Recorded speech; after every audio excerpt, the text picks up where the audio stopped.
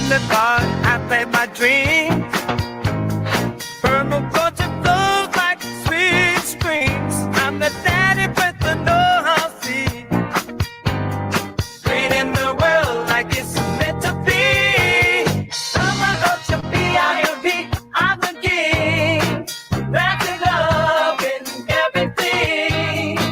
Bring a change, making it last. Join the permaculture. All right, yeah, welcome to episode 348 of the Permaculture Pimpcast, where PIMP stands for Permaculture is my passion. The only pimpcast on planet Earth where we discuss permaculture, preparedness, practical living, and sometimes prostitutes. Permaculture, P-I-M-P, with soulful rays. In a V.I.P.cast where we find our place. Oh, yeah. Oh, yeah, we're going to have a good one tonight, y'all. Probably going to be as much a comedy special as much as it is, giving you some good, awesome information about some good stuff. This episode, as always, brought to you by Hickory Ridge Soap from TwoOldCrowsHomestead.com. Turn that simp into a pimp. Bam! Living Soil Foundation. You know what we're doing out here, but hey, you know what made it possible or helped made it possible was Soil Saviors.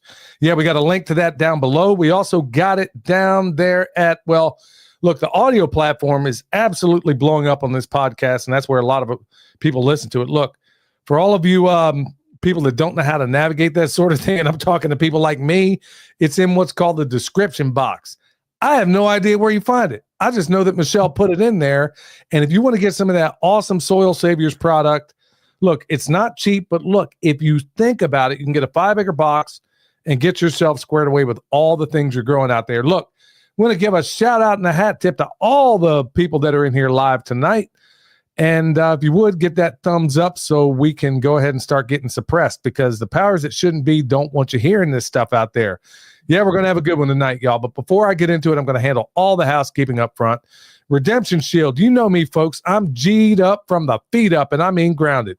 So Redemption Shield, that grounding mat, I've got my bare feet on it right now. If you don't believe me, I'm up in this studio, and there's my bare feet, and it's on this mat. 10% off with promo code PERMA. Wave Watch. Look, it's the number one antidote I have when I have to go to town in Nashville to keep from going upside somebody's head. I put that thing on the solfeggio tones, and it eases a player down so I can maintain this. I'm not going to say nonviolent. I'm going to say the non-aggression principle. You know, I try to maintain that, and all I need is one bum coming up to me on the street and, trying to climb all over me, which could very well happen in Nashville. Anyway, if you want one of them, Billy 100 will get you $100 off that watch. I'll be doing a appearance coming up and a couple of classes at East Tennessee Homestead Alliance Festival. That's going to be September 12th and 13th in Knoxville, Tennessee. Okay, I got the state right this time. And then finally, EMP Shield, y'all, $50 off with promo code PERMA. Yeah. Look, y'all, been a journeyman electrician for a long, long time. And you know what's cool about EMP Shield? Well, first of all, they didn't reach out to me. I reached out to them because they have hands down the best products on the market when it comes to protecting life and limb in terms of your home and your vehicle and anything else. Your bathroom, your bedroom, your boudoir, they cover it all. EMP Shield, $50 off with promo code PERMA. Well, we got some veterans coming on tonight, and these guys are friends of mine. Known these guys from way back, especially Bobby. And here we are, Bobby and Patrick from Midwest Preparedness Project. Say that 20 times. How you boys doing? Man, we're good. We're glad to be in the studio. Thank you very much. My first question, I just got to ask you, Billy, like with all of the hype going on in the news and the media, Bobby and I were sitting here wondering, asking ourselves, when do we get our honorary T-shirt? I see you and Willie, you're rocking it like man, like yeah. Okay, so we're gonna keep. Yeah, I'm gonna keep down the ground. Thing is. I'm not, you guys need a little, to get away with this. I actually stood on a street corner in Asheville panhandling with this shirt on. I did the video and William was out there filming it for me. And I kid you not, William, what was it? I made $288 an hour doing this. Yep. Wow. Yeah. $288. All the other homeless people around me were getting goose egg.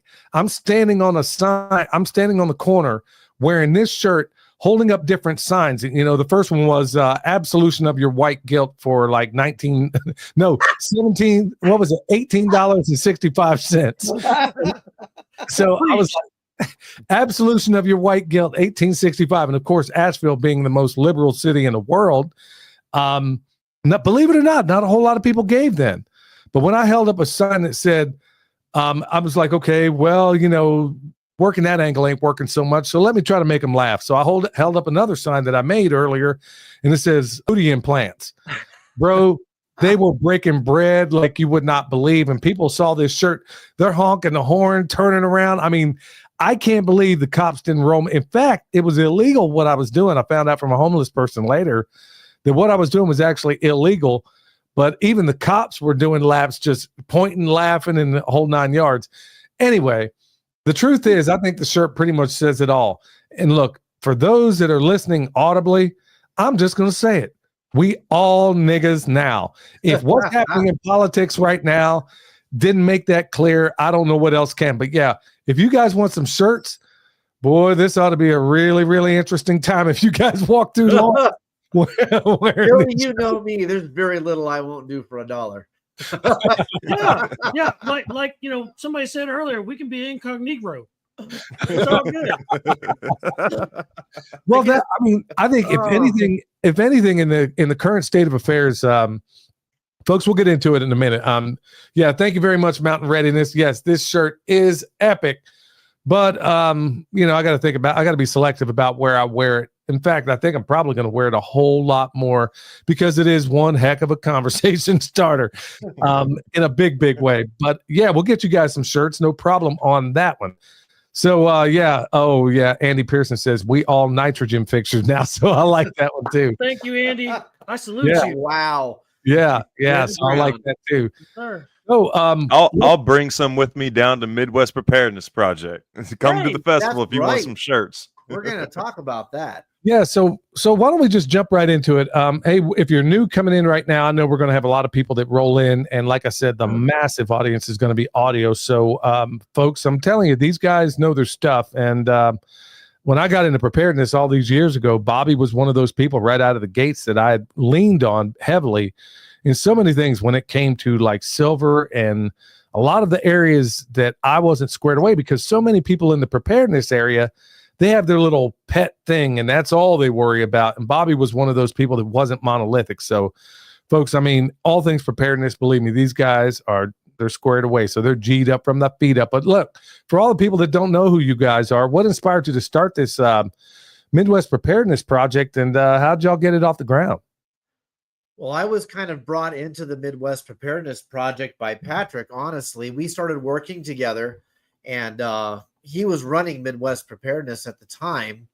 And I was like, dude, what would it take for me to come over and give a class? And he's like, well, send me what you want to talk about. So I sent him some talking points and some outlines on some of the classes I used to give when you and I were running the Gambit in Kansas all those years ago. And he's like, sure, do it. And so I came and I gave a class, I think, on prepper group dynamics. Don't be that guy. Or yeah, that was later. That was the second class. The first one I gave was the prepper group dynamics. And so at that point, Patrick brought me on full time, and I started working with him on the Midwest Preparedness Project. And then I gave my infamous "Don't Be That Guy" class, where I made everybody realize they needed to tear their bumper stickers off their car and stop wearing that non-gray man, EDC bag everywhere. Quit lying to yourself. Oh yeah, I know. But that's really where it started, was Patrick and I kind of putting our heads together to try to figure out how to bring the Kansas preparedness arena back into the highlight. Because if you remember, Billy, and I know you remember this, when the orange Cheeto or the angry yam, whatever you want to call him, won back in 2000 and what was it, 16? The first time, yeah. All the prepping shows just went brrr, and nobody was scared. Everybody went back to life as normal, watching the NFL, eating their Cheetos. We're saved. We're saved. We have our white Messiah. And it turned out to be anything but. And then the prepping thing went right back up like 3.5 years later. And those of us who were part of it and heavy into it for decades prior to that election were just kind of left scratching our head with why did everybody quit? And then when they came back, we were kind of in that position to say, well, we told you it wasn't politically driven. It shouldn't have anything to do with that. And welcome back. And here's the Midwest Preparedness Project. And that's really what happened. Welcome back. See, Welcome back. That's exactly where I was at. We're talking about welcome back, Cotter. That's right. So, I mean, we've talked about it. William and I have talked about it numerous times on this program that, and I've seen it for years and years. Whenever there's a Republican in office, people acquiesce. Whenever there's a Democrat, they come out.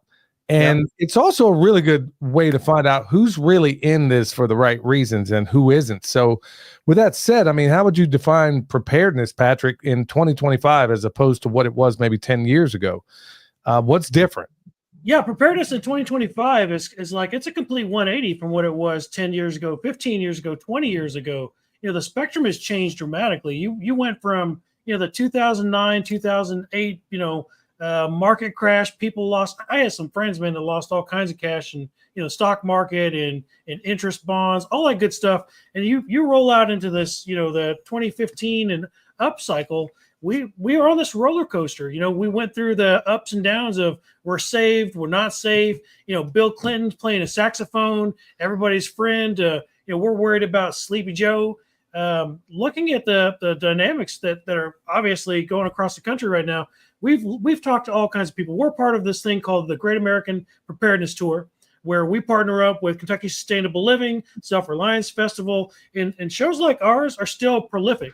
We're still moving in a vertical trajectory. While I'm talking to friends all across the country, Bobby's, you know, he's hearing it all across the grapevine. People are struggling to get people out of their seats because they feel like, you know, here they are. We have a Republican in the White House again. Everything's safe. Everybody's going to be fine. You don't need to stack your beans, bullets, and Band-Aids.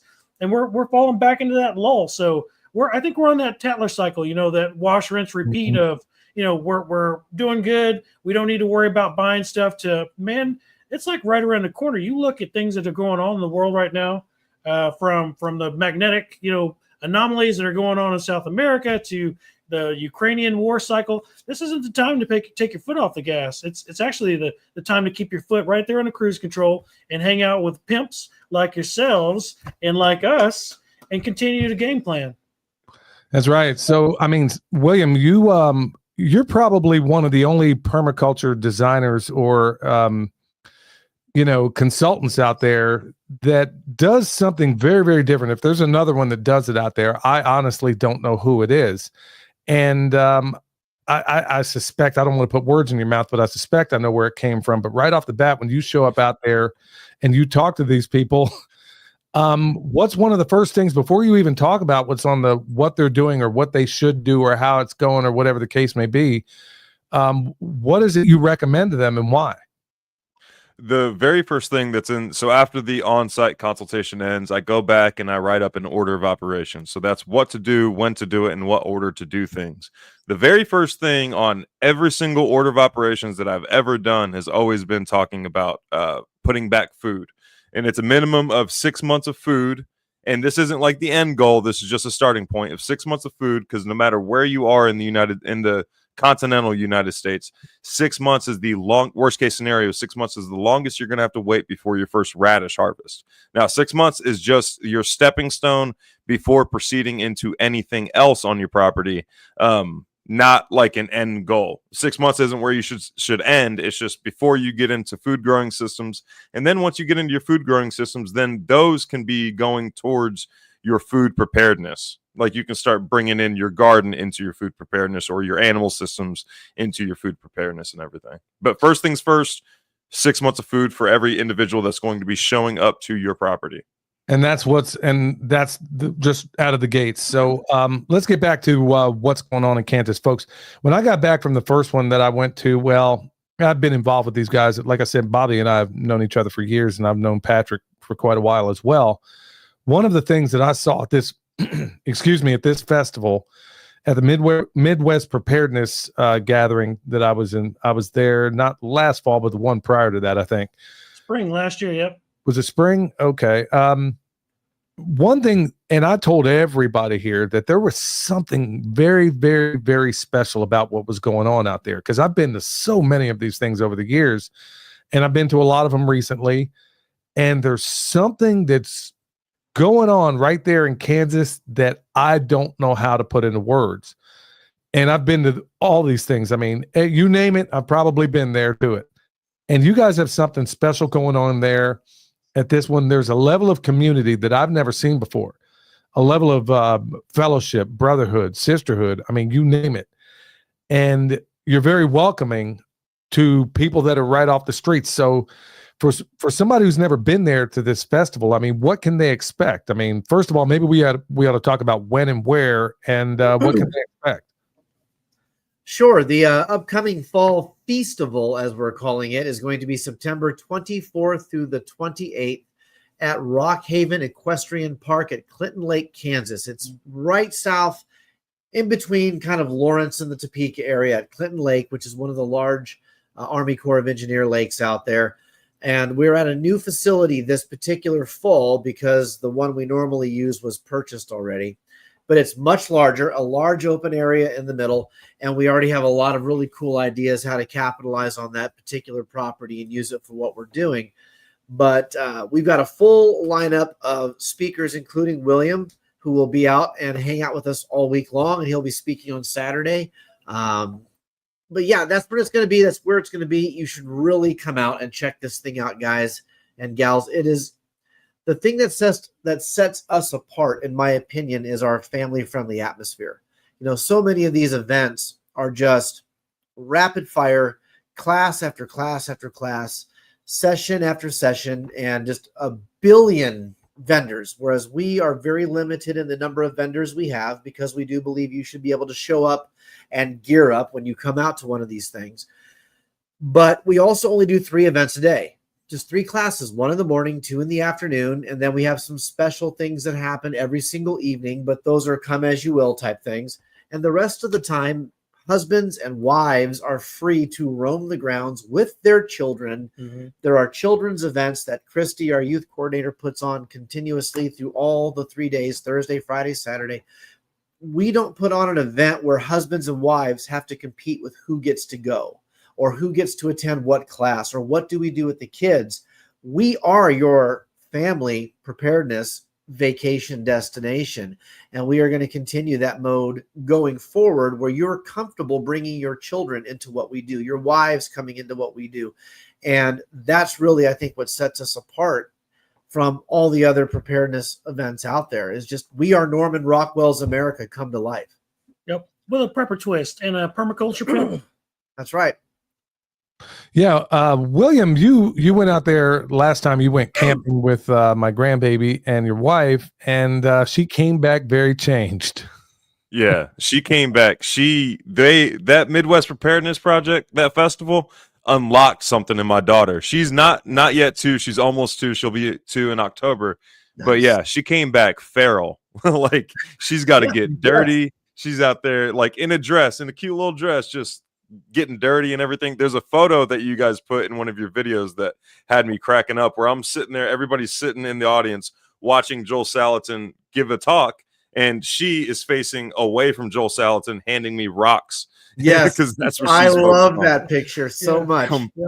Completely feral after that festival. And also I wasn't constantly concerned about like who was around my daughter. Like if my wife and baby weren't right next to me, I wasn't panicking or concerned about like who's around here, who's at the festival and stuff like that. Like nowhere do you completely let your guard down, but it's a very relaxed environment. Those types of people do not come to this festival. You know, speaking of which, I remember, okay, so I step out of this. These guys had me in this trailer over there. I got up in the morning. I see Patrick. I think he was the first one I saw. Man, he's got a whole plate of food out there. I mean, if it was made for breakfast, it was there. He had eggs, flapjacks, French toast. I mean, all of it on one plate. And I said, bro, where I'm sitting here thinking, okay, I got to go in the Lawrence to go get something to eat or whatever. Nope. Bro, what on earth? And you said, hey man, this guy's just doing it for free. He's just taking donations. What was up with that? You know, Billy, it's a beautiful thing. It's like you said, what my envisionment of the Midwest Preparedness Project is, it's really what I envision the end of the world or the apocalypse or Tiawaki or whatever you want to call it. It's exactly what I envision that to look like. Just a bunch of people filling in the gaps and trying to help each other get along. And that's exactly what was happening that day. We got a cat that comes out there with the most amazing dog in the world. His name is Jasper, and his owner's name is Terry. Terry and Jasper, thank you guys. You guys are awesome people. And Terry just feeds the masses. Like Terry will come out. Yeah, see, Barb's out there. Thank you, Barb.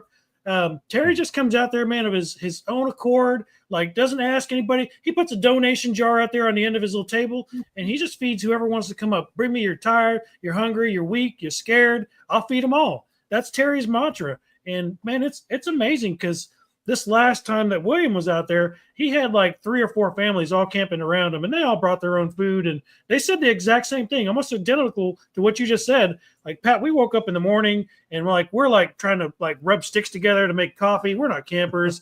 And I look over and this dude's got like a smorgasbord. I feel like I'm at, like, I don't even know, like a buffet. This cat's out there making like biscuits and gravy from scratch and like all of it. And he's just like, yeah, help yourself, knock yourself out. Yep.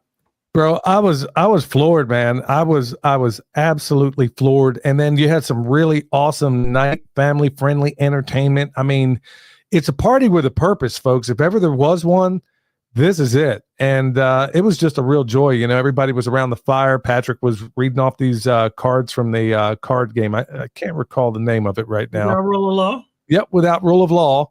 And the kids are getting involved.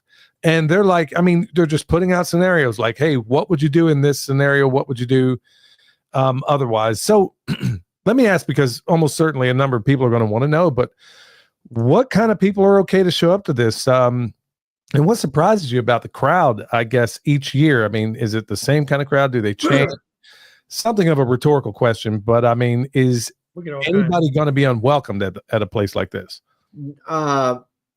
3 kinds of people will not be welcome at Midwest.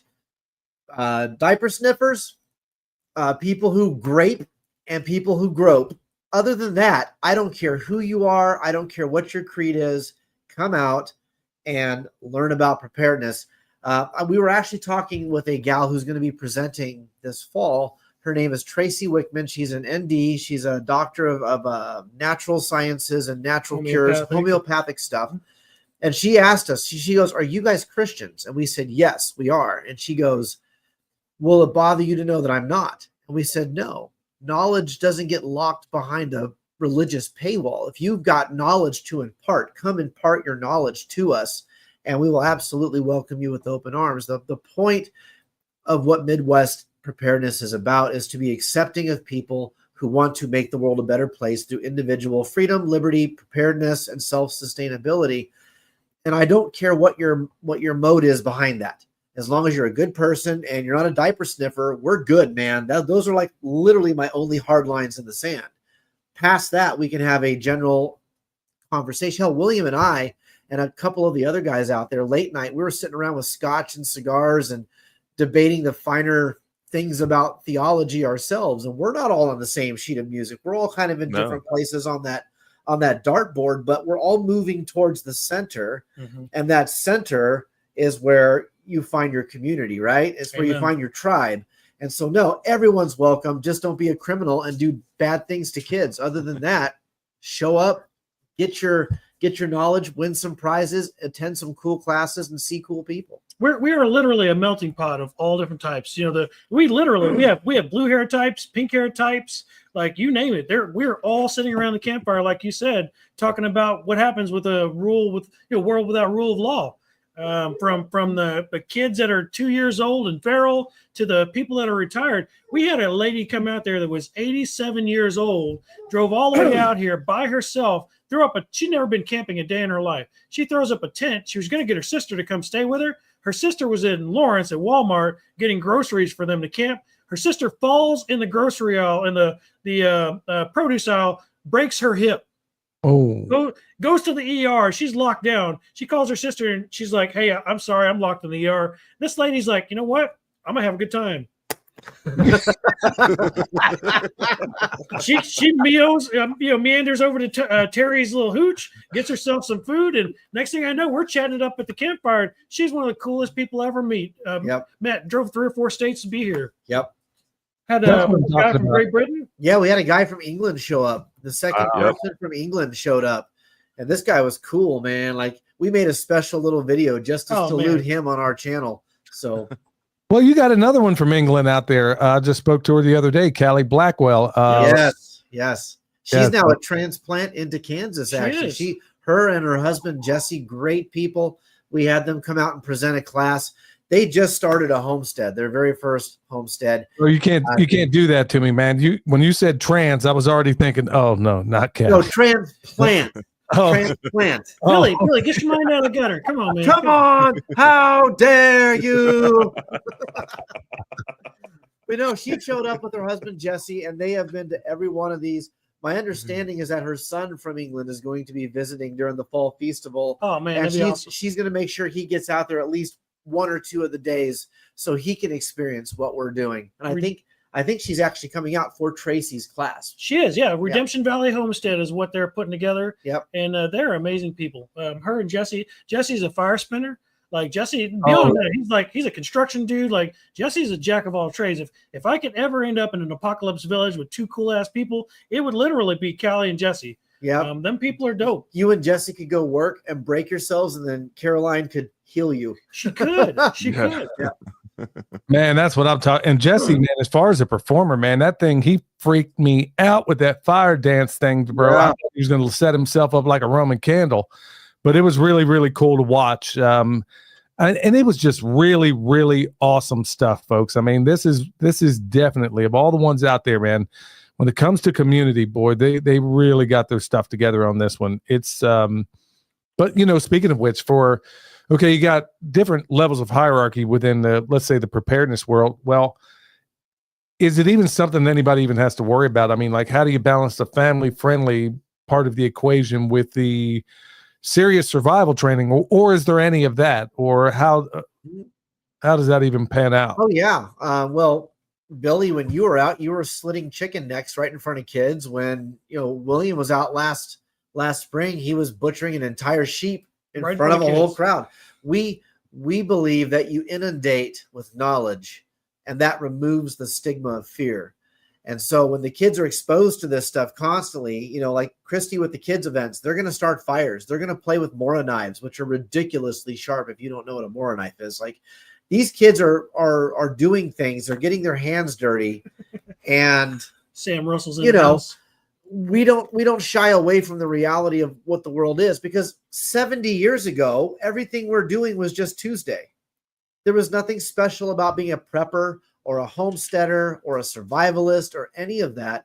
It wasn't until mass food production, air conditioning, and modern medicine that all of a sudden we became so comfortable that these things became, oh, that's dirty, that's gross, that's violent. We don't want anything about that.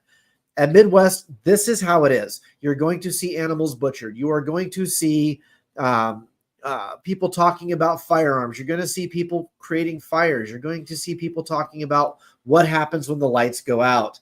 And we don't hide that from the children, and we don't hide that from the wives, and we don't do what the survivalists, unfortunately, of the 1990s did, and leave the wives and the kids at home, go to the woods with your little 10-round paintball gun and prepare for the end of the world, and then come back and wonder why your wives and kids don't want to be around you because you're weird and you smell funny. Oh yeah. We all smell funny. Our wives and kids smell funny, so everyone's fine. By Friday, we all smell the same. Yeah. One of the coolest things I've ever seen at the Preparedness Project is our youth coordinator, Christy. She's fantastic. Like if there was ever an award for Wrangler of Cats, Christy is she's up here. She's on a different level. And one festival, we're out here. Christy's got these kids all lined up at this table. She's got them eating mealworms and broccoli and all kinds of crazy stuff. They're all competing. And they're all sardines, liver, they're all this different types of what would you eat in the apocalypse? What's the worst thing you'd eat? And they're all competing. We had goldbacks that year. Hancock came out, gave us a stack of goldbacks, and we're handing these things out to kids, and they're like, "What is this? I don't know what this is. Can I eat this? Is this chocolate?" It's your golden ticket, Willy Wonka. Get on with it. And their moms and dads are like, Eat the damn mealworm, kid. Get it, son. Get your gold, kid. Daddy needs a new gold back. Yeah. That's one of the things I think is really, really special about this is that it really, truly is a family event. And like, and I can personally attest that all these years ago, it was exactly as Bobby described. I mean, you'd have a couple of ladies out there, but by and large, it was just a big sausage fest. And frankly, there were a whole lot of posers there, man, that would have their own little pet thing they were into. And let's say it would be a person like modern day. They got Bitcoin, but they don't have food. They have guns, but they don't know how to grow anything. They have animals, but they don't believe in guns. I mean, there are people that had half of the equation back in the day. And you talk about these guys really, really knowing how to balance things. So let's talk about some of that stuff. And let me bring out the one question I know a number of people are going to likely ask if they haven't already. In terms of firearms, and by the way, folks, they did have showers. You guys do have showering facilities there. Okay. Hot showers, you bet. Yeah, this with is hot water too. Yeah. I was going to say, I know I took a shower there, so I didn't have to jump in the Clinton Lake. So I know that was there, and believe me, I have done that before on at that primitive camp out at Clinton Lake back in the old days. But that's another story altogether. So for the people out there that that are strong advocates of the Second Amendment, will they be allowed to carry? Unfortunately, we are on Army Corps of Engineer grounds, so you cannot openly carry firearms. There is a path to get your Army Corps of Engineers concealed carry permit. It requires no money. It requires no background check. All you have to do is email me, and I'll help you get it. It's a simple process, and then you can conceal carry all the time. What I do know is, personally speaking, with the guys who are the Army Corps of Engineers, the cops out there, as you would say, the park rangers, their attitude is, if I don't see it, I don't know about it, and I can't ask you about it. So if you want to go through the process to get an Army Corps of Engineers concealed carry license, which is good on everything in I think the 7th district of the Army Corps of Engineers here in the Midwest, it's a 5-year license. You give them your name, your address, your phone number, and your email address. That's it. And they email you your license. But we've been told in no such uncertain terms that what they don't know, they don't know. So these cats are cool as the other side of the pillow, man. Like for a bunch of dudes that live outside of Liberal Lawrence and work within the confines of the system, like these dudes are feds. Don't get me wrong. They're park rangers. They carry the badge. You will respect my authority. But man, these dudes are cool. They're laid back. They don't care. Yeah. And we've actually been told by them that our event, out of all the events that they have come through there, we will be the ones that will always be allowed to get a permit, because we always leave the campground better than we find it. We clean up. We leave extra firewood for the next people coming through. They love us. They love Midwest Preparedness Project. Oh, they came through and had tacos with us. Yeah, they came through this last time to restock the bathrooms with toilet paper and check the water pressure, and ended up going to the food trucks, getting some street tacos, walking around with us. And they know that everybody out there is armed. They didn't ask anybody to see a license. They don't care. Just don't be an idiot. I mean, it's literally the way it's meant to be out there. Don't be an idiot. You'll be fine. Get your CCW through the Corps. If you just like really want to be that guy, just go ahead and get it. Just send the paperwork in. They already know that you're going to carry it anyway. Or otherwise, don't just walk around with your AK strapped to your chest unless you're on patrol. And we got you walking perimeter at nighttime. You know who you are. Our secret security guys. Secret Asian man. No. But rooftop Koreans. In terms of what folks are going to likely learn out there, what are some of your specials this year? I mean, specials like running a food truck. I heard you say food truck, and I'm thinking specials. So, well, let me direct that one at William. What are you going to be teaching, son? I'm going to be teaching how to raise your animals for free. So ruminants and stuff like that are pretty, that makes sense and stuff like. I mean, it's straightforward. They eat grass. If you have pasture, they can eat for free.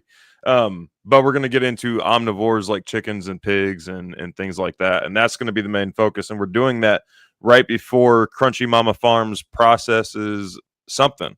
I don't know what he's processing, but it's going to tie right in. Yep. Yeah, so we're calling this the Fall Feastival because almost every class is about food or what comes out of the earth. Harvesting. We wanted this to kind of tie into the whole concept that in the fall, you have almost every major Judeo or Abrahamic religion has festivals in the fall. There are pagan religions that have festivals in the fall. You have Thanksgiving, you have Christmas, you have the harvest, the final fall harvest. So we called it the Fall Feastival to tie in the concept of food and what comes from the earth. So we're going to have soap making classes. We're going to have tincture classes. We're going to have beekeeping classes. Like William said, he's going to be teaching about how to raise your chickens or your ruminants on your land for free. Crunchy Mama Farm, Sean is going to come out and he's going to take up both of the time slots at the end where he's going to be salt curing half a pig and teaching people how to do the salt curing method where then it hangs for a while and then you can just go up and carve your pieces of meat off and all that kind of stuff. Garen from Grumpy Acres Farms is going to be doing a dairy class about butter and cheese. We have, who's going to be Ginger from Sweet Boutique is going to be out there talking about what to do with your surplus garden stuff, how to take your zucchini and turn it into zucchini flour, how to use extra cucumbers to make faux pineapple and all this stuff to preserve the things that would otherwise go bad because you can't eat it that fast. Hakeem Anwar is back from Above Phone. He's going to be giving his presentation on how to take your tech back. There may be a special event that gets sandwiched in there along with Hakeem. I won't say who or what, but I'm working on something that might become a special event in that tech arena, which will be kind of the small island in the middle on Friday. So yeah, we have all the things, everything about food, everything about medicine, everything about naturalism. It's all going to be covered in the Fall Feastival. Yep. Exit and build with your bros, maybe. Yeah, that's what I'm talking about. I mean, what do you say? Because I get a lot of these letters and, emails anyway, from time to time where people are just feeling overwhelmed. I mean, they're just feeling as if, man, am I too late to even get started? Because, I mean, a lot of the shift that we've made on this podcast, seeing the signs of the times and, in accordance to some of the predictions I made concerning 2025, and, the weird prognostications that we're having regarding around, what may or may not happen. I mean, everybody thought Trump's going to get here. Happy times are here again. And we're finding out, well, that's not exactly the case. And it looks like we're just bogged down in every single way imaginable. So what do you guys say? I mean, outside of the festival or within it, what do you say to those folks that just feel overwhelmed? Like it's just too late to get started. First and foremost, it's never too late until it's too late. Like until you took your last breath and they're lowering you in the ground and somebody's crying over your memorial service. It's not too late until it's too late. Like, and first and foremost, yes, Tammy Hill, it is free again. We're paid for by sponsors. People take care of us. We work really hard. Bobby works his tail off to make sure this event stays free to the public as best we can. But no, it's never too late. Like William said, the first thing you need to do is concentrate on your inner circle. What are your immediate needs, whether that's your air, your food, your water, and then work on your concentric rings, working your way out. We're at the point now, like we're developing our networks. We're working on mutual assistance groups in the area and teaching other people how to stand up their own group, how to stand up their own circle of friends, getting people like our buddy Matt Hamas involved. Matt's been a part of the project now for a few years. And like when we first met this dude, we're like, oh yeah, another Marine. Ooh, him and Sam are going to get along great. Next thing you know, like Matt's like, man, Matt's dragging us through the mud. He's like, come on, Patrick, come on, Bobby. We got more work to do. And but it's never too late. Like it's all the things that you want to concentrate on, focused into one pinpoint precision, path, and that's aim small, miss small. Start with where you're weak, and then build out. Now, is it exclusively? This is something of a rhetorical question, but I would rather people hear it come from you. Let's say it's a person who is a state over, maybe 2 states over, and they're thinking, okay, well, man, this is going to be a camp out. Man, maybe they're like me, like, dude, I've spent half my life sleeping outside. Maybe I don't want to do that. What are the options around there that could people come in for the day and then go back out to the hotel if that's something they want to do? And how far away would that be? Oh, yeah. Lawrence and Topeka are both about 20 miles either direction of where the campground is. We do have a ton of space for tent campers.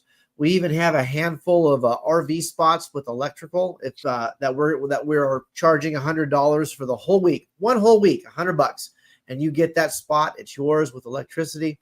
And the only reason we're charging that is because in order for us to rent this campground, we had to individually buy every single one of those spots. So we paid for that out of pocket. So to recoup that cost, we're going to just in turn charge the same. But RV spots without electricity, free.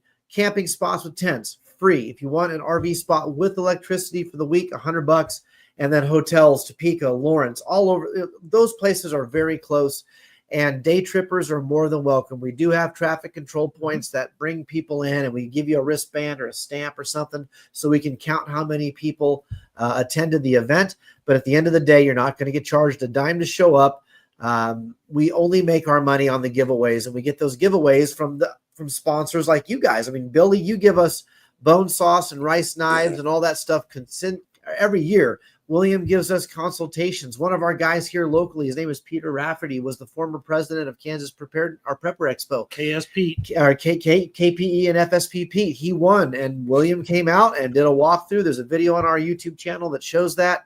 Like, these are real prizes given to real people in the local community. That's how we raise money to do this. So if you're worried about coming in from several states over, don't worry. We've had people from California, Florida, Wisconsin, Texas, New York, and Great Britain. We had one person from Alaska this last time around. Great Canadian Tim Cook. We had, the Canadian Tim Cook has come. We've had other people from Canada show up, or as I like to call them, the 51st American state, whatever. The Albertans, the 51st state.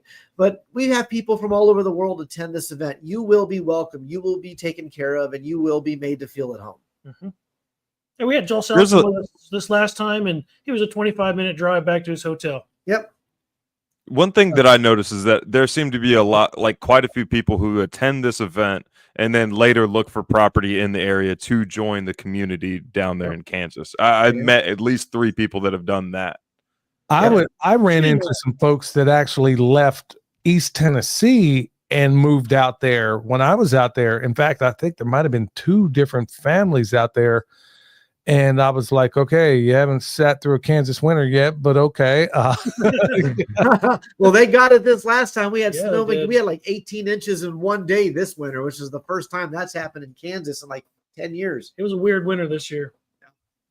Yeah, but that's life back there. And but I think the big selling point is that you guys have something there that you just don't see in a lot of. There's a level of fellowship and brotherhood and family friendliness. I mean, I still have friends. Look, y'all, we lived in Kansas for a while. William grew up there and graduated high school out there, for crying out loud. Mm-hmm. And there's just a level of, I don't know if it's the nature of the prairie or what it is exactly, but man, there's just something about that place that brings a level of togetherness that I just haven't seen anywhere else. And man, you guys do a really good job of it. So what other things would you like to impart to the audience out there? Because I know there's going to be other people. Where can they contact you if they have questions or concerns or anything like that? Yeah, Billy, the pillars of the Midwest Preparedness Project are faith, family, and fellowship. And in that order, we build around that concentric ring of circles and then building up from that interior to the exterior and then back. There's a couple of single ladies in the crowd that's talking about, they're scared. They don't know where to start. That's where you start, by admitting right there on the spot, saying, we don't know where we're at. We don't know what we're doing. And then reach out to Bobby. It's Spags at MidwestPreparednessProject.com. Reach out to me, B. Henry, MidwestPreparednessProject.com. We'll help guide you. We will help steer you in the right direction. And we will not prey upon you. Like William said, it's a family-friendly environment. You can bring yourself out here, whether you're the 86-year-old lady or the 20-year-old high school student. We're going to take care of you all the same, and Terry's going to feed you breakfast. Holy cow, 20-year-old high school student? Great. Well, I mean, college student. The 20-year-old college student. They don't do that anymore. No one's left behind. They can graduate and not even read. You were homeschooled. You know what I'm talking about. I was homeschooled, man. I can read. You 20-year-old college student. No, man. Just come out and check it out. There's going to be so many cool things. We're going to have Scott Armstrong back from the Rebunked podcast. Oh, yeah.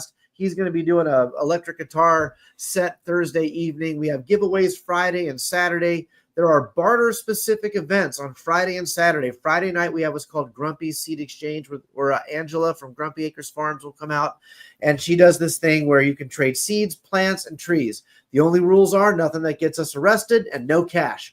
And then the following day on Saturday, we have an event called Barter Town, where, again, nothing that gets us arrested and no cash.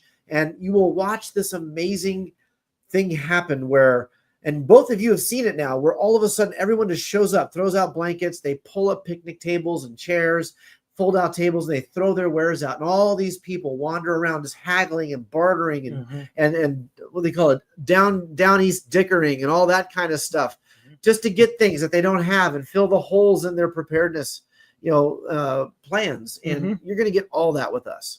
Yep. Man, And another cool thing about the festival is that, like, I know a lot of people in the homesteading movement, in the permaculture, gardening, whatever it may be, movement, are typically pretty introverted, or they just might be shy and stuff like that. Cool thing about this festival is you can go up to literally anybody there and say, hey, I'm new here, I'm shy, and then everybody else will kind of take care of that. They'll all go ahead and like introduce you to people and just take care of the conversation aspect and let you warm up into the process and everything.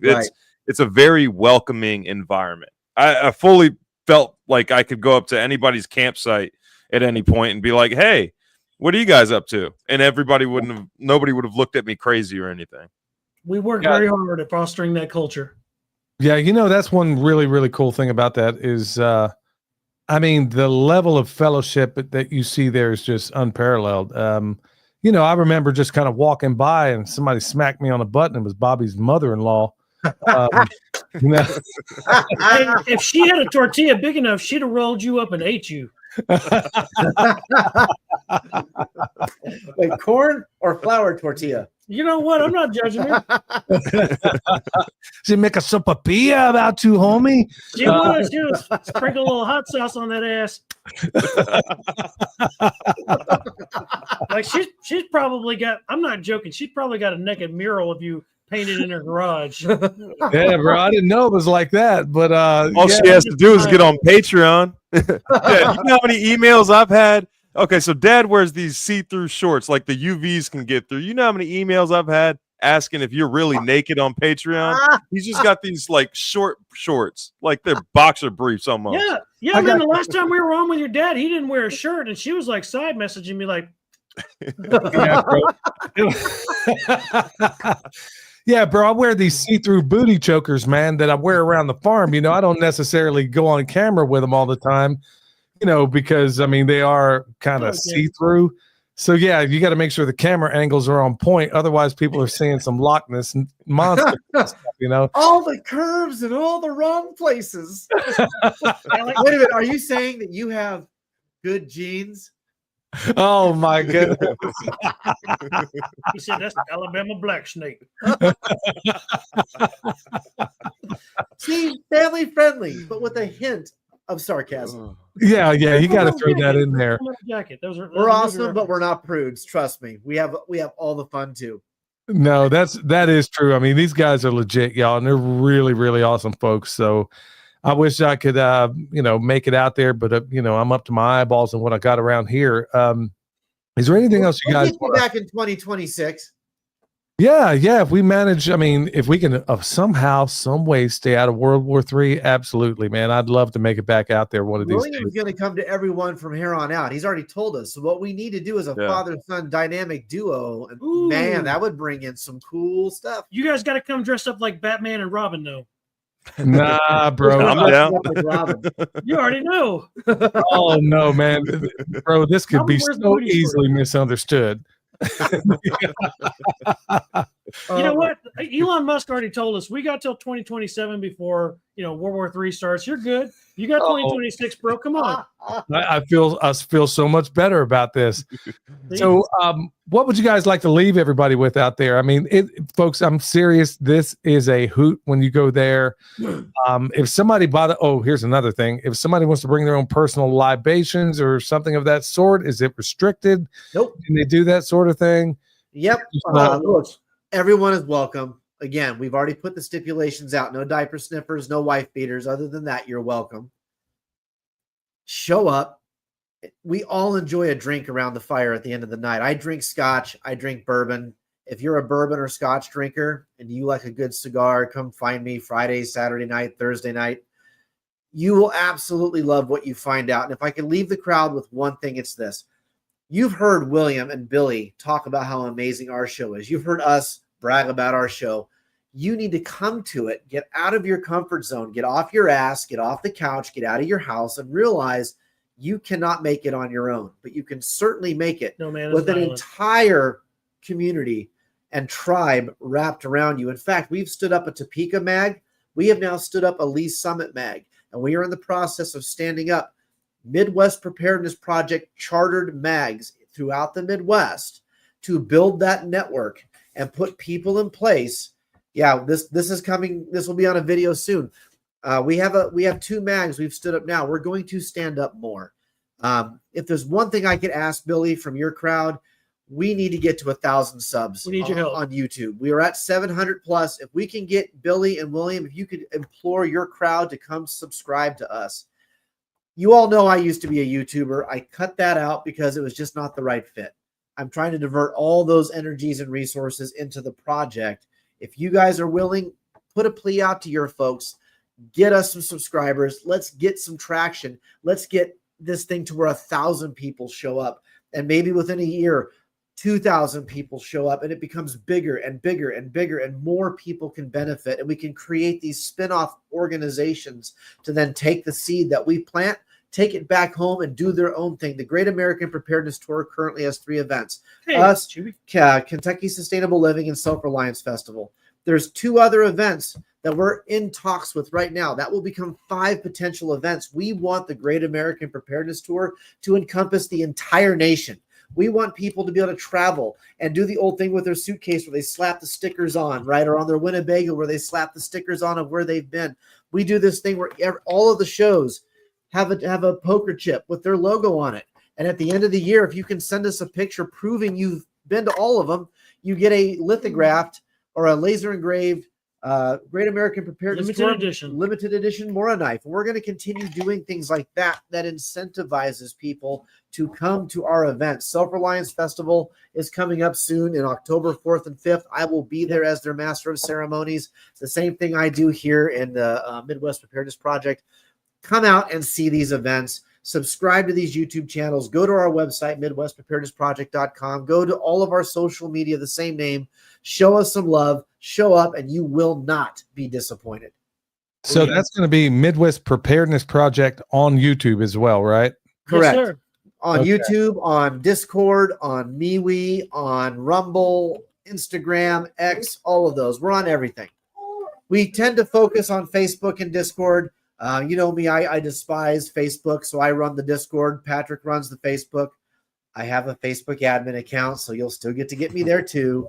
Everything we do on YouTube transfers over to Rumble and on MeWe, just so that we hold MeWe and Discord in high esteem, because there are people who don't want to be on mainstream social media. So we need to have platforms where they can hear and understand what we're doing and see everything on our schedule of events. You can get all of it on the website too. So just show up. Get on those things, register for the event, show up, and just experience it. It's really awesome. It really is. Son, you were going to say something? No, I think he covered it. That was, yeah. They're not lying, y'all. They're not blowing smoke. They're not lying. Seriously, y'all got to make it out to Midwest Preparedness, especially if you have kids. Like, it's probably... And especially if you're looking for community, like I get emails all the time of people who are looking for places to live. I just, right before this live stream, was responding to one email asking like where they should probably move. And I suggested that they check out some of these festivals, see what kind of community they build at these festivals. That's the best way to kind of get a litmus test for the area. You bet.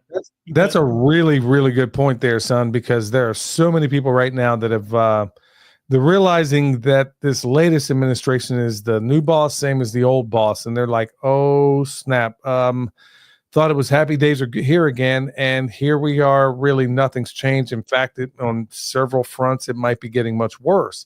And so now they're thinking, okay, where do I start? Well, folks, because I guarantee no matter what your problem, I will bet any amount of money, no matter what issue, no matter what problem, no matter what situation, you go to this festival, I guarantee there's at least one person there that would know how to solve it.